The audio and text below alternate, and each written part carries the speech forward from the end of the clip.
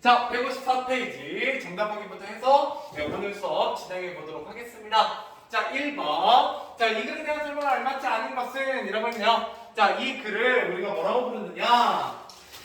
시나리오라고 부릅니다. 예, 보통 시나리오 맞나?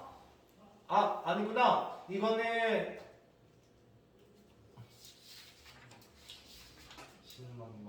네, 연극 대본이에요. 네, 연극 대본이고요. 연극 대본. 네, 그래서 연극 대본에 대한 얘기고요. 연극 대본에 여러 가지 특징들이 있어요. 아마 여러분들이 이거는 좀 어려우실 부분도 있을 텐데, 일단 연극 대본이라는 건 항상 연극 위에서, 무대 위에서, 지금 현재 연기를 하고 있는 거기 때문에 항상 현재형입니다. 네, 항상 현재형은 맞는 얘기고요. 그 다음에 연극 대본은 무대성이나 공연을 목적으로 하는 대본이고요. 그 다음에 여기에 꿈에 대한 얘기가 나와 있으니까 당연히 청소년들이 겪을 수 있는 봄이 나타나 있죠. 그 다음에 여기 보시면 대사와 행동을 중심으로 중로 행동은 이렇게 가로로 쳐져 있는 이게 행동을 지시하는 지시문이라는 건데 여기에 바로 뭐가 담겨 있다? 행동을 어떻게 해야 될지에 대해서 담아 놓습니다. 이런 게 바로 연극 대본의 또 특징이에요. 그래서 맞죠? 자, 그래서 제목 소녀들이 나는 드럼 연주로 친구의 마음을 움직였다라는 의미는 아니죠. 이때 두드리다라는 의미는 무슨 의미예요?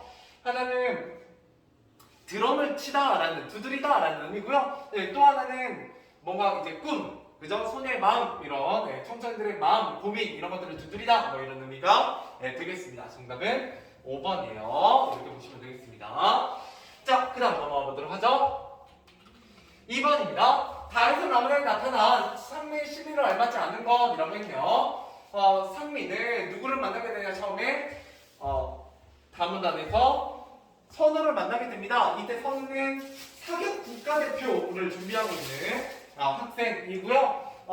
그 선우와 대화를 나누면서 선우가 와 얘는 벌써 자기가 하고 싶은 거 꿈을 찾았구나 뭐 이런 얘기를 하게 되죠. 그래서 변화한 선우의 모습에 놀라고요. 꿈을 향해 노력하는 선우가 부러워요. 그리고 바쁘게 살고 있는 선우의 모습이 부럽지 안타깝진 않겠죠? 정답은 3번이에요.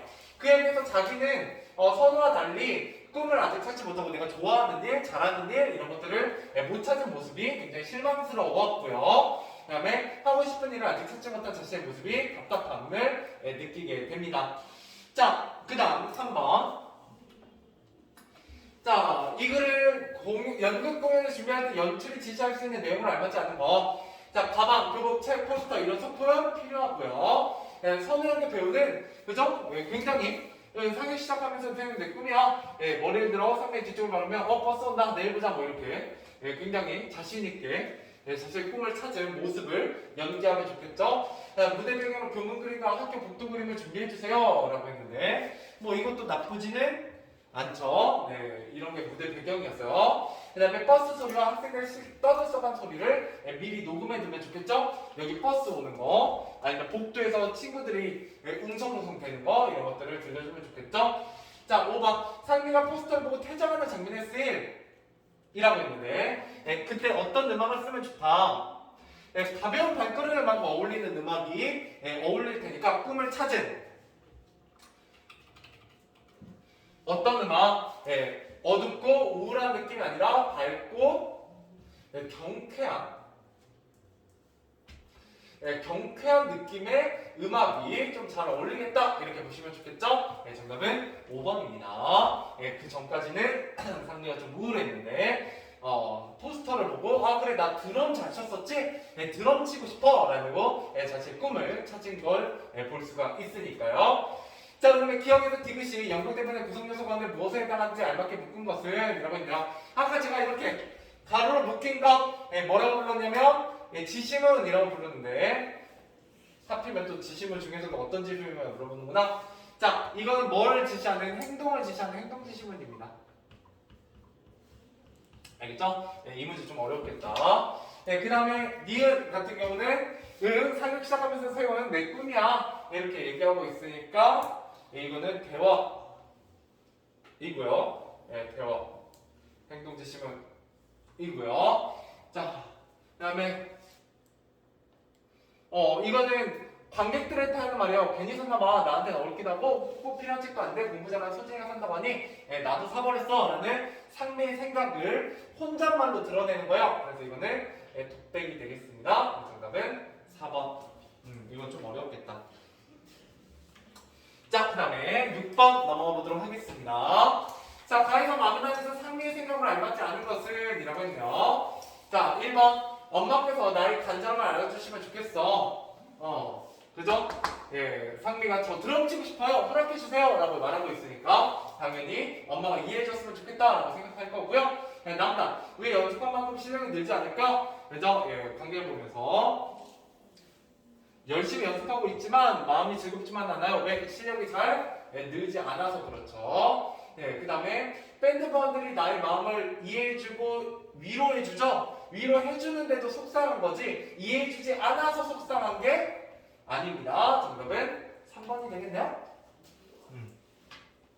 자, 그 다음에 7번. 자, 가문진에 나타난 주된 갈등의 양상과 유사한 것은 자, 여기서는 엄마하고 상미, 그죠? 부모님과 상미가 드럼을 치는 거에 대해서 갈등을 겪고 있어요. 이런 갈등을 우리가 뭐라고 하냐면 외적 갈등이라고 얘기하고요. 여기에 나오는 외적 갈등은 사람과 사람 간의 갈등.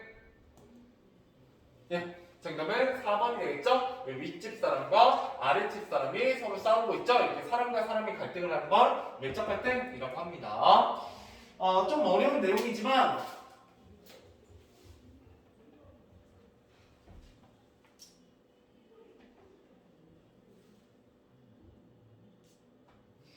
좀 어려운 내용이지만 나머지도 조금만 써보도록 할게요. 여러분 그냥 봐두세요. 이때 외적 갈등은 인물 간의 갈등인데 이게 바로 이제 인물 간의 갈등이죠. 그 다음에 일반인물 일제에 맞서 저항하는 독립운동가 얘는 인물과 사회, 일제강점기라는 사회 간의 갈등이고요. 자연재해 때문에 삶의 터전에 이른 사람은 인물과 자연 간의 갈등입니다. 그 다음에 공부를 할지 말지 만화책을 볼지 고민하는 학생, 공부를 할지 만화책을 할지 자기의 마음속에서 갈등을 일으키고 있죠. 이런 걸 우리가 내적 갈등이라고 부르고요. 마지막 신분제도 때문에 아버지를 아버지라 부르지 못하는 한길동, 이런 거는 인물과 사회 간의 갈등이죠. 얘도 이렇게 보시면 돼요. 뭐와 싸우고 있느냐라는 걸 물어보는 문제입니다. 좀 어렵죠? 좀 어려운 내용이었어요. 자, 마지막 8번. 자, 이 글로 연극 공연 준비하는 모든 원들의 대화로 알맞지 않은 것을 자, 1번 조명을 껐다 켰다 하는 것으로 무대 배경이 바뀌었으면 알려주자. 자, 무대를 껐다 켰다 하는 게 바로 장이 바뀌는 거고요. 뭐를 통해서 이게 암전이었잖아요. 암전을 하고 나면 무대 배경이 바뀌더라. 뭐 이런 얘기를 했었죠. 맞는 얘기고. 자, 이번 무대 위로 배우들이 등장하고 퇴장하는 때와 순서 잘 맞춰야 돼요. 안 그러면 되게 엉망진창이 될 수 있습니다. 당연히 등장 순서 같은 거 중요해요. 그래서 3번 엄마 역은 평소 자신의 목소리보다 낮고 어른스러운 말투가 어울린다. 당연하죠. 어른이니까. 자, 배우들은 상대의 역의 대사도 외워야 되어야 대사를 자연스럽게 주고받을 수 있어. 그죠? 자기 것만 외우는 게 아니라 상대 것까지 외워서 해야 좀 자연스러운 대화가 이어질 겁니다. 정답은 5번이죠. 비록 조명, 의상, 소품, 음악 담당도 뭐는 익혀야 된다? 대본의 내용을 알고 있어야 돼요. 그래 적절한 때에 적절한 소품을 준비해 줄 수 있겠죠? 정답은 5번입니다. 자, 넘어가보죠. 자, 오늘은 이제 새로운 내용, 마지막 내용을 가보도록 하겠습니다. 여러분, 4회 2단원까지 마무리가 되고 나면 아마 다음 주면 마무리가 될 거예요. 이 본책이. 그러면 이런 본책 이 뒤편에 있는 시험된 문제집으로 다시 처음으로 돌아가서 3단원, 4단원 시험 범위를 복습해 드리도록 할 겁니다. 알겠죠? 그래서 진도를 좀 빨리 빼고 있으니까 혹시 조금 놓치셨거나 조금 어려운 내용이 있으면 일단은 편하게 들으세요. 복습 나중에 할 거니까 다시. 자, 우리 뭐에 대해서 배워볼 거냐? 매체에 대해서 배워볼 겁니다. 매체란 뭐냐? 매체란 어떤 내용을 전달하는 그릇 같은 겁니다. 그러니까 내가 누군가에게 다른 사람에게 내용을 전달하고 싶은데 그 내용을 어디에 담아서 전달하느냐, 그게 바로 매체예요. 그래서 책으로 전달할 수도 있고요, 책에 써서, 그죠? 아니면 말로 전달할 수도 있고요, 아니면 TV로, 아니면 인터넷으로 뭐 전달할 수도 있겠죠? 이런 것들을 우리가 다 매체라고 부릅니다. 자, 그 중에서도 우리는 뭘 배울 거냐? 이 인터넷 매체를 배우게 될 겁니다. 인터넷 매체. 여러분이 잘 알고 있는 누리스토망, 블로그, 전자후기, 온라인 대화 이런 것들을 할 거고요. 누리스토망이 SNS요. 여러분 인스타나 페북 이런 것들을 얘기합니다. 일컫는 말이에요. 자, 특성. 오늘은 인터넷 매체가 발달하면서 각 매체의 특성을 공부하는 것이 이 단원의 가장 중요한 핵심 내용이 되겠습니다. 자, 그 경계가 모호해지고 있으면 공통적으로 나타나는 특성은 아래와 같다. 자, 시험에 제일 잘 나오는 부분이에요. 기본적인 내용입니다. 자, 공간이 다르더라도 의사소통할 수 있어요. 그죠? 이런 오늘 결석생이 있잖아요.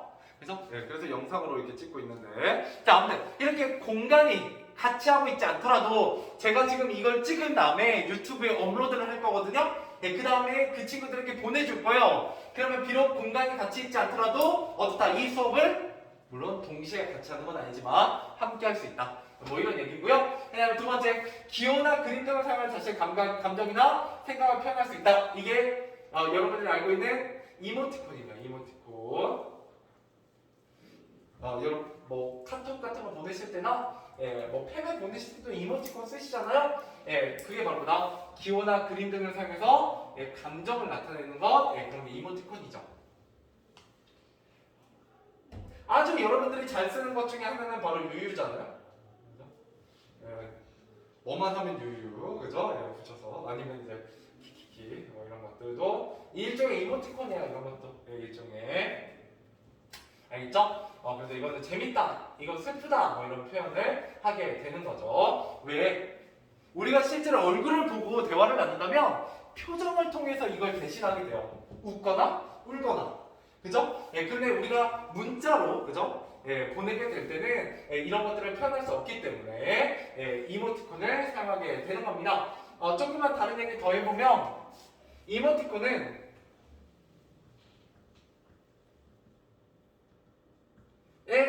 합친 말입니다. 자, emotion 무슨 뜻이에요? 감정이고요. 아이콘이에요. 여러분들 물론 외래어처럼 쓰지만 아이콘 기호거든요. 기호. 기호를 뭘 나타내는 기호? 감정을 나타내는 기호. 이게 이모티콘이에요. 그죠? 그래서 이렇게 ON을 빼면 아이콘하고 합쳐서 이모티콘 이렇게 되는 겁니다. 영어예요. 자, 그 다음에 영상 언어, 인터넷 매체에는 그 다음에 음성 언어, 문자 언어 등 다양한 성격의 언어를 활용할 수 있습니다.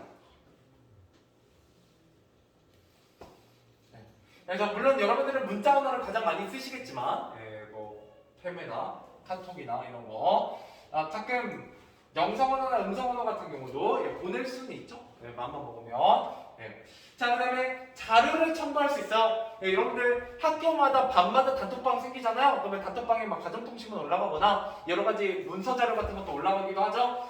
혹은 영상이나 사진, 음악 같은 것도 공유할 수도 있습니다. 그 다음에 다른 인터넷 매체의 주소를 공유할 수도 있다. 그죠? 링크 같은 거 공유하기도 하죠. 그거 누르면 이렇게 사이트로 들어가지는, 인터넷 주소로 들어가지는 그런 것도 공유할 수 있습니다. 자, 뭐 이런 얘기는 뻔한 얘기들이고요. 그 중에 제일 중요했던 거는 공간이 다르더라도 의사소통할 수 있다라는 게 인터넷 매체의 가장 큰 특징이었어요. 자, 그러면 우리 뭐에 대한 얘기를 할 거냐면 영상 언어에 대한 얘기를 또 해보도록 하겠습니다. 방금 위에서는 인터넷 매체에 대한 얘기를 했고요. 이건 영상 언어입니다. 자, 영상 언어라는 건 두 가지가 섞여 있습니다. 시각과 청각이 섞여 있어요. 그래서 영상이라는 건 우리가 눈으로 보는 동시에 듣게 되죠. 그래서 시각 이미지 들어가 있고, 그다음에 청각적 이미지에는 자막, 시각의 자막까지 이렇게 해서 자막, 시각이구나. 자막까지도 시각적 요소가 되겠고요. 보통 인물의 생각이나 감정을 직접적으로 드러나는데 자막을 사용합니다. 그 다음에 청각적 요소, 대사 및 대사, 효과 및 배경음악 이런 것들을 쓰게 됩니다. 대사는 사건을 전개시키는 역할을 하고요. 혹은 성격이나 심리 상태를 전달하게 됩니다. 그 사람의 그 인물의 대사를 통해서. 그 다음에 효과 및 배경음악, 장면과 어울리는 다양한 음악이나 소리를 사용해 그 장면에 어울리는 뭐를 형성하다? 분위기를 형성하고요. 혹은 주제, 인물의 심리, 상황에 처한, 인물이 처한 상황 같은 걸 드러내요. 이 효과가 배경음악이 굉장히 중요합니다. 여러분들 그 생각해 보시면 그 공포 영화 같은 거 보실 때, 원래 공포 영화 보실 때 귀신이 나오기 전에 알려줘요. 두 가지 방법으로. 일단 꼭 혼자 떨어지게 되고요. 그 인물이 혼자 갑자기 덩그러니 떨어져요. 그죠? 그 다음에 꼭 이런 데 문이 열려 있어요. 이만큼. 그죠? 그럼 뭐 해야 돼요? 우리 일반인들은 뭐 하면 돼요? 절대 안 열어봐야죠. 근데 꼭 영화 주인공은 열려 있으면 기가 막히게 가죠, 점점. 그죠? 그러면 다가오면 어떻게 영화 점점 효과음이랑 배경음악 어떻게 바뀌어요? 뭔가 막 긴장감을 주는 막 소리로 바뀌죠. 그러고 나서 확 제끼면 요새 영화에는 없어요. 안 나오죠, 한 번에. 그죠? 그러고 나서 하고 뒤로 돌면 있죠. 그죠? 그런 것들이 바로 분위기 형성하고 상황을 나타내는 부분들입니다.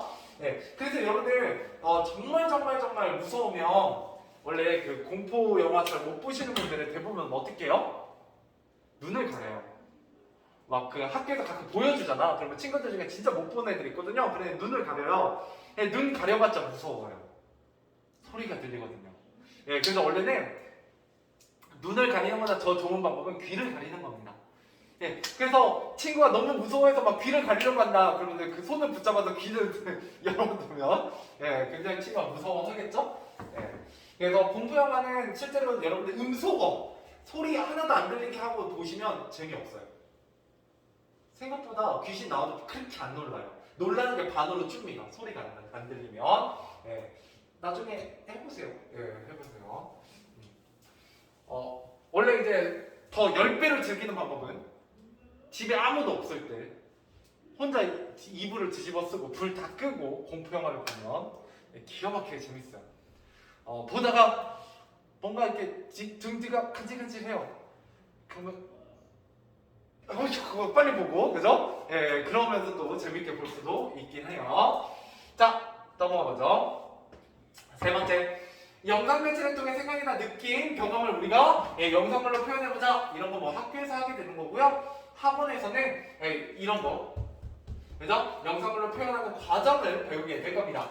자, 첫 번째, 계획서를 작성하게 됩니다. 이때 계획서에는 주제, 이 영상의 주제, 이 영상의 종류, 내용, 역할, 일정 뭐 이런 것들을 집어넣게 되고요. 그 다음에 줄거리판을 작성하게 됩니다. 줄거리판 좀 중요해요. 자, 줄거리판이라는 건 뭐냐면 원래 스토리보드인데요, 영어로는. 자, 내용을 쉽게 이해할 수 있도록 영상의 주요 장면을 영상 찍기 전에 뭘로? 그림으로 정리한 겁니다. 약간 웹툰 같이 될 거예요.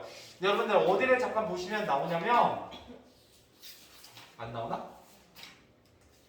165페이지. 잠깐만 보고 오실게요. 165. 그냥 이런 거구나 라고 생각하시면 돼요. 자, 이런 거. 이렇게 그림을 그려요. 장면. 이렇게 장면. 그림으로 그린 다음에 이렇게 영상을 찍어야겠다라고 미리 계획을 세우는 거예요. 이런 걸 뭐라고요? 줄거리판이라고요. 줄거리판. 제가 별표를 치고 강조드린 이유는 있겠죠? 다시 앞으로 넘어오셔서.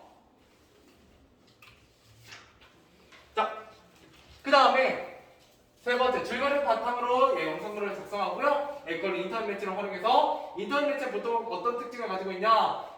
공유가 쉬워요. 공유가. 그죠? 그래서 여러분들 인터넷에다가 함부로 사진이나 영상 같은 거 올리면 생각보다 되게 잘 퍼집니다. 그죠? 누군가 다운을 되게 쉽게 받기 때문에. 그래서 혹시 이제 친한 친구들끼리 장난치다가 뭐 엽사 같은 거 좀 찍어서 가지고 있는 경우들 있잖아요. 친한 친구의 엽사 한두 장 정도는 다 가지고 있는 경우가 있는데 그런 거 페이스북이나 인스타 같은 데 잠깐만 올려도 생각보다 많은 애들이 보고요. 다운받아 보기도 해요. 그러니까 조심하셔야 된다. 항상 인터넷은. 자, 그 다음에 다른 모둠의 영상물을 보고 감상을 댓글로 표현하자 뭐 이런 얘기가 나와 있는데 뭐 이런 거는 뻔한 얘기고요. 문제 같이 풀고 본문으로 들어가 보도록 하겠습니다. 자, 1번. 자, 보기의 특성을 지니고 있는 인터넷 매체끼리 묶은 것은 자, 댓글을 통해서 자신의 의견을 표현할 수 있고요. 공간이 달라도 의사소통할 수 있고 비호나 그림을 통해서 감정을 나타내는 것 이거는 바로 뭐다? 인터넷 매체의 특징이네요. 그죠? 자, 이런 인터넷 매체 중에 이런 전자우편은 댓글 달 수 있게 없게요? 이메일은 댓글을 달 수가 없어요. 블로그는 달 수 있고요. 누리소통만 SNS도 달 수 있고 블로그 달 수 있죠? 정답은 2번입니다. 온라인 대화도 댓글은 못 달아요. 그래서 이 둘의 가장 큰 특징은 뭐다? 댓글을 달아서 실시간으로 쌍방향 소통을 할 수 있다라는 거고요. 자, 2번. 다음 중 영상의 시각적 요소에 해당하는 것이라고 했네요. 자, 대사 청각, 효과음 청각, 그죠? 내레이션 청각이죠? 배경음악 청각이고요. 자막은 시각이네요. 그래서 정답은 2번이고요. 자, 그 다음에 3번. 영상물 제작 시 내용을 쉽게 이해할 수 있도록 주요 장면을 그림으로 정리한 계획표. 우리가 뭐라고 한다? 줄거리판. 맞죠? 이라고 합니다. 꼭 기억해 두시면 좋겠어요. 자, 넘어가 보도록 하죠. 자, 영상 제작 분투기 볼륨을 낮춰요 라는 두 개의 글을 볼 거예요. 하나는 영상을 만드는 글이고요. 또 하나는 광고입니다. 광고. 자, 그래서 먼저 영상을 만드는 글에서는 어떤 영상대회 출품한 영상물을 잘 만들자라는 주제의 내용이고요. 여러 가지 인터넷 매체와 의 특성이 잘 나와 있을 겁니다. 그러면 여러분 여기서 뭘 공부하셔야 된다? 각 인터넷 매체, 누리소통과 블로그, 전자우편, 온라인 대화의 특성을 공부하는 게 중요해요. 그 다음에 이제 광고에서 층간소음에 대한 얘기를 할 건데 뭐 이거는 뒤에서 보자. 자, 그리고 각각 매체의 특성도 있지만 먼저 뭐가 있다? 인터넷 매체의 특성이 있습니다. 다시 한번 더 보면 공간이 달라도 의사소통할 수 있다. 그 다음에 이모티콘이 있고요. 그 다음에 다양한 성격의 언어, 영상 언어, 문자 언어, 음성 언어 이런 것들을 활용할 수 있어요. 다양한 성격의 언어를 사용한다. 그 다음에 여러 가지 자료를 첨부할 수 있고요. 그 다음에 인터넷 매체의 어떤 주소를 공유할 수 있다. 뭐 이런 것들 5가지 특징이 나와 있죠. 이런 것들도 기억해 두셔야 합니다. 가장 기본적인 내용이고요. 그 다음에 나머지는 좀 이따 읽으면서 가보죠. 자, 가문단입니다. 자, 영상 제작 분투기. 여러분들도 근데 영상 찍어본 적 있지 않아요? 학교에서? 수행평가로? 없나요? 보통 초등학교 때도 요새는 하고요. 중학교 때도 되게 많이 하고요. 고등학교 때도 되게 많이 해요. 그리고 여러분들은 이제 유튜브 세대이기 때문에 생각보다 영상 되게 잘 찍으시더라고요. 자, 그래서 뭐 그런 거 한번 경험을 떠올려 보시면 됩니다. 자, 영상대회에 출품한 영상을 어떻게 촬영해야 될까? 먼저 촬영 기법을 좀 알아보는 게 좋을 것 같아요. 자, 여기서 뭘 공부할 거냐? 촬영 기법에 대해서 공부할 겁니다. 어떻게 카메라를 찍을 것인가? 또한 누리소통망을 통해 관련된 자료가 잘 정리되어 있는 누리집이나 블로그를 추천받자. 그거 좋은 생각이야. 내가 누리소통망에 글을 올릴게. 자, 그러고 나서 1시간 뒤에 글을 올립니다. 자, 서연이가 촬영과 관련한 참고할 만한 자료가 있는 누리집이나 블로그를 추천해주세요. 그랬더니 유미가 이 블로그를 참고해보세요 라고 링크를 공유하고 있네요. 이게 바로 뭐냐면 이게 주소 공유야. 주소 공유 이고요. 그 다음에 이거 블로그 링크. 그 다음에 이게 지금 뭐냐면 이게 누리소통망인데 뭐 하고 있다? 바로 뭐가 달린다? 댓글이 달리고 있다. 라는 것도 좀 확인해 볼 수 있죠?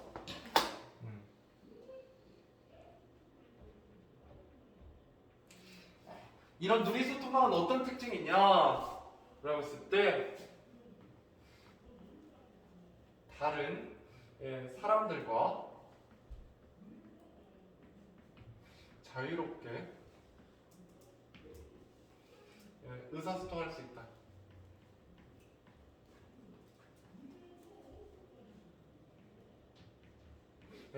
자유롭게 의사소통할 수 있다라는 장점이 있어요.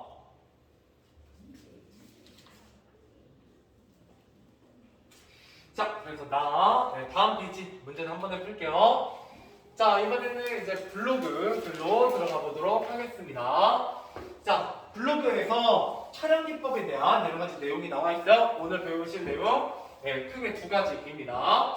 자, 오늘은 카메라 각도와 거리. 자, 카메라 각도와 거리에 따라 어떻게 느낌이 달라지는지 한번 보도록 하죠. 자, 각도 대상의 비추는 카메라 각도에 따라 대상의 느낌이 달라집니다.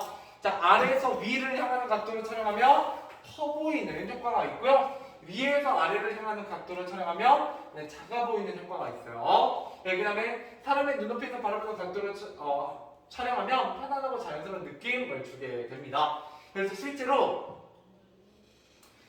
여러분들 아래에서 위로 보면 그 대상이 되게 커 보이고 위압감 있게 느껴져요. 그 다음에 위에서 아래로 보면 되게 좀 작고 위축되어 보이게 됩니다. 보통 그래서 영화 같은 거 보면 사람 눈높이에 맞춰서 대상의 얼굴을 가운데쯤 이렇게 그죠? 이렇게 했을 때 거의 가운데쯤에 놓고 찍는 경우가 많이 있더라는 겁니다. 자, 그 다음 거리입니다. 거리. 자, 거리에 따라 역시 또 대상의 느낌이 달라져요. 자, 카메라 대상의 거리를 멀게 하면 어떤 걸 보여준다? 전체의 모습과 배경을 보여주게 됩니다. 그래서 그 인물을 보여주고 싶은 게 아니라 그 전체적인 상황, 배경 이런 것들을 보여주고 싶으면 멀리서 찍게 되고요. 그 다음에 대상의 허리부터 그 위쪽이 나오도록 그죠? 여기 이제 허리 위쪽으로 이렇게 잘라가지고 보여주게 되면 어떤다? 대상을 좀 더 강조하게 됩니다. 대상을 좀 더 강조하게 되고 마지막으로 카메라 대상의 거리를 아주 가깝게 찍으면 보통 작은 특징 같은 걸 다루거나 아니면 대상의 심리를 드러냅니다. 이 심리는 어떻게 드러내냐? 얼굴을 확대해서 찍으면 그 얼굴에서 드러나는 여러 가지 심리 상태 같은 걸 잘 드러내게 돼요.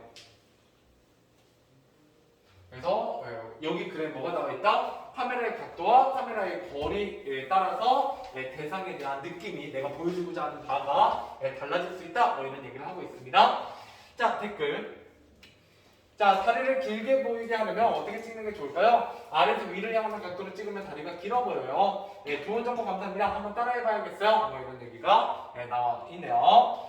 자, 그래서 블로그 글을 읽어봤고요.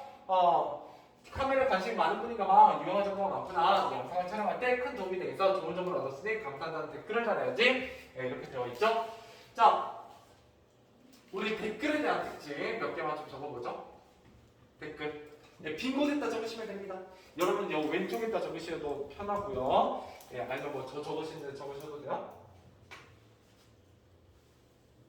첫 번째, 다른 사람 글에 대한 자신의 의견을 드러내는 글이고요. 두 번째, 불특정 다수를 대상으로 하기 때문에 예의를 갖춰야 함. 악플을 쓰면 당연히 안 되고요. 세 번째, 보통 댓글은 길이 제한이 있는 경우 내용을 압축해서 압축해서 써야 되고요. 네 번째, 댓글에 다시 댓글을 달아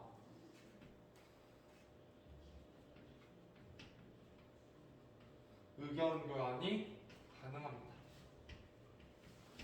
네, 그래서 댓글이라는 건 인터넷 매체에서 굉장히 중요한 역할을 하게 돼요. 네, 여기까지 쓰시고 5번까지 풀고 오늘 마무리합시다. 네.